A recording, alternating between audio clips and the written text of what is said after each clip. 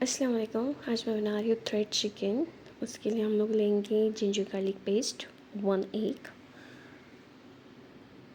साथ ही में tomato ketchup, red chilli sauce,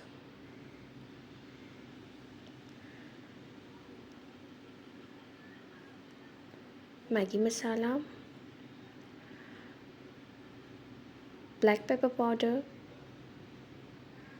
salt, अजीनामोटो,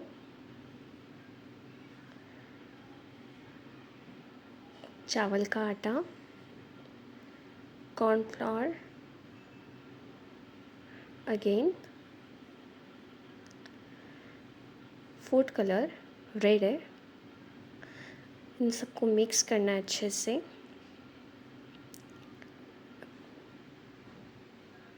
इसके अंदर हम लोग फ्रेश चिकन कट करके ऐड करेंगे।